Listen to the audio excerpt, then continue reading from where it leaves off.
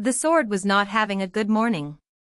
Cyrene had been at it since before the light changed, and the work was less smithing than it was negotiation, hammering out something that had gotten tangled, trying to beat it back into a shape that made sense. The metal didn't care what she was working through. It just absorbed the force and changed accordingly. She had almost achieved something like equilibrium when she heard footsteps in the corridor. She knew them. Of course she knew them. She had learned the sound of his particular gait months ago, without meaning to, the way you learn the voice of someone you spend too much time thinking about. Cyrene. His voice, through the door. I'm coming in. Don't. I apologize. The door opened. She did not turn around. She brought the hammer down again, harder than necessary, and focused on the anvil and the metal and the simple, honest physics of the work. I told you not to come in. Yes. She turned. He looked terrible.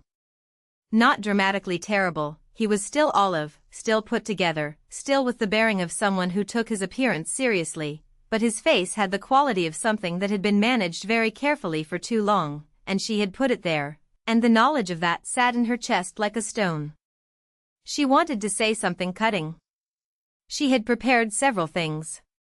They left her entirely when she looked at his face. He crossed the distance between them and went down on one knee. He held up the ring.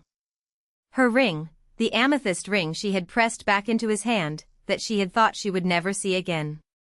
Marry me, he said. Not will you, just the imperative, simple and direct, the formal grammar he always used with her replaced by something stripped of all that careful distance.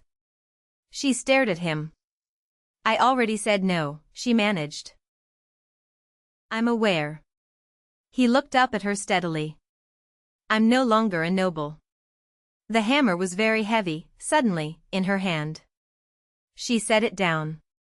What? I wrote to my father. I've left the family. He said it the way he said most things, plainly, without drama, as though he were reporting a weather change. It's done. Are you insane? Fairly, yes. The corner of his mouth moved. I'm told it's a recent development.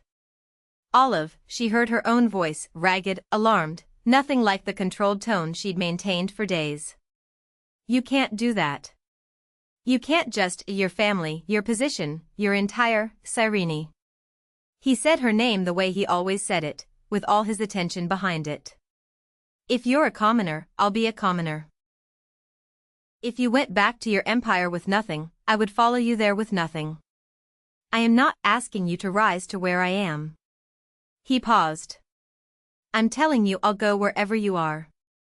You just have to let me. She looked at him. At this man on one knee on the floor of her forge, who had renounced his title and his family name and apparently his entire sense of self-preservation, looking at her with the steady patience of someone who has made a decision and has no intention of revisiting it. You're an idiot, she said. If that's what you want. I want you to not have done this. That's the one thing I won't give you. Her eyes were burning. She pressed the back of her hand against them, furious at herself, furious at him, furious at the specific helplessness of loving someone who kept refusing to be what she needed him to be, which was lesser, somehow, which was flawed enough to make leaving make sense. She knelt down in front of him. The floor was cold. She didn't care. How do you do this, she said. How are you like this?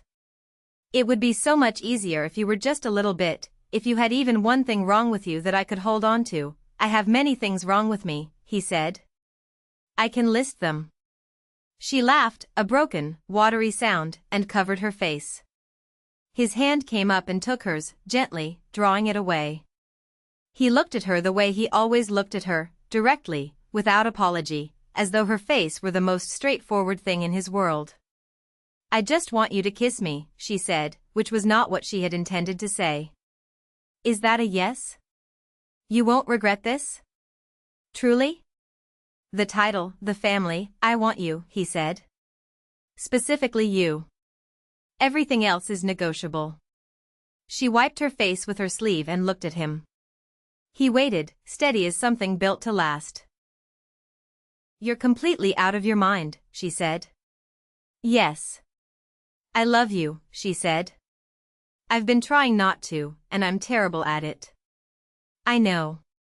His smile was wide and entirely unguarded, a smile she had seen on him only a few times and always wanted to see again. "I love you, Cyrene." She grabbed his face with both hands and kissed him, hard and decisive, and felt him exhale against her mouth like a man who had been holding his breath for weeks. Which he had been. She was not going to give this away. Not to rank, not to propriety, not to the long list of practical reasons she had assembled so carefully.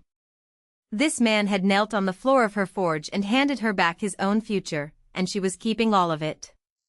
The second Empress's palace had always been the most beautiful in the Sanders Empire. It sat at the center of the inner court with the quiet confidence of something that knew its own worth, gardens maintained to a precise standard, windows that caught the afternoon light at angles that seemed deliberate, the particular beauty of a place that had been tended by someone who understood what beauty was for. Now the curtains were closed. The gardens were growing uneven at the edges. The maids at the door had the careful stillness of people waiting for something they did not want to arrive. Tan arrived anyway. "Your Highness." The maid at the bedroom door bowed very low, which meant she had something to say that she did not want to say. "Her Highness is unwell. She has asked that no visitors." "You told me the same thing yesterday," Tan said pleasantly. "And the day before. And last week." The maid bent lower. "I'll go in." From inside, faint, frayed at the edges, but still with the instinct of someone who understood that permission was a form of power, let him in. The room was dark in the specific way of rooms where the darkness had been chosen. The curtains were heavy and black and thoroughly drawn. Objects were visible only as suggestions of themselves. The second Empress sat in the center of it like something that had stopped in the middle of a gesture and never resumed. Her hair was unbound. Her face, when she turned toward him, had the quality of a lamp burning on very little oil. Then her eyes focused, and the blankness became something else. "You." The word came out sharp, stripped of everything except the feeling underneath it. "How dare you come here? Have I come to the wrong place?" Tan smiled. It was a very particular smile, the one he had spent years perfecting, the one that reached all the correct muscles and none of the others. "You killed my son." Her voice cracked on it. "You killed my boy." There was a report. "My brother died in the beast attack. I was there. I survived." He tilted his head. "Are you angry that I survived? Why didn't you protect him? Why are you standing here while he..." She stopped. The grief moved through her face and became, briefly, something rawer and more honest. "Why did you live?" Tan looked at her. He had looked at her many times over the course of his life, from across tables, from doorways, from the careful distance that was all she had ever given him, and each time he had been studying something. Learning the architecture of her. Understanding how she worked. "You want to know," he said, "if I did it?" The second Empress's mouth closed. "You didn't say it plainly, so let me. You're angry that I didn't die in my brother's place. But it's occurred to you, just now, that there might be a different explanation for why he died and I didn't." He watched her face with the focused attention of a naturalist observing a rare specimen. "You're wondering if I killed him?" "You..." Her voice was barely there. "Did you?" "I intend to become crown prince," Tan said. The room was very quiet. The second Empress stared at him.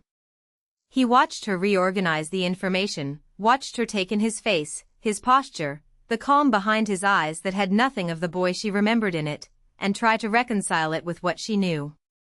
Or thought she knew. "Tan," he laughed. It was a soft sound, almost gentle. The second Empress stopped speaking.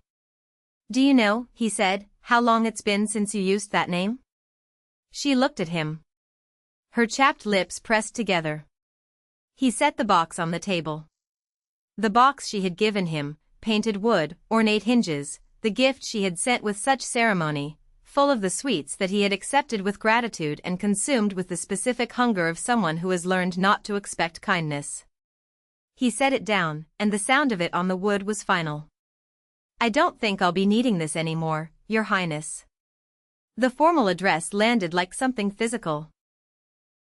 She flinched. Tan. Faster now, urgent, he could hear the calculation running under the desperation, her mind working through implications, through angles, the instincts of a woman who had survived this court for decades reasserting themselves through grief. "I didn't mean, your brother, he was the one who, you know how he was. You know what he was capable of." "I never had a choice, the dead don't speak," Tan said mildly. "Though I imagine my brother would find it interesting, hearing this." "No, no, listen to me." She rose from her chair and came forward, and then, slowly, deliberately, with the calculation of someone deploying their final resource, she knelt in front of him. The second empress of the Sanders Empire, on her knees on the dark floor. "Believe me. Please. It was your brother's doing, all of it. I had no choice. You know him. You know what he was." Tan looked down at her. He had imagined this. Not exactly this, but something like it, some version of a moment in which she looked at him fully, without the distraction of the other son, without the hierarchy of her affections determining what he was allowed to receive from her. He had been imagining some version of it since he was small enough that imagining was the only thing available to him. It looked nothing like what he had imagined. "You've stopped eating," he said.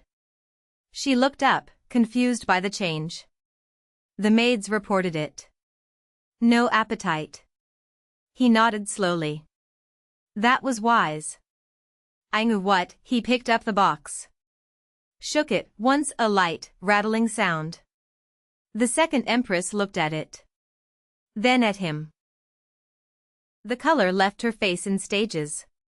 "Your Highness," Tan said, pleasantly, setting it back down, "no one ever really knows what might be in the food." The room was very quiet. Tan smiled, the full smile, the one with nothing behind it, and turned toward the door. He left her there, in the dark, kneeling on the floor of her beautiful palace, with the box on the table and the curtains drawn against all the light.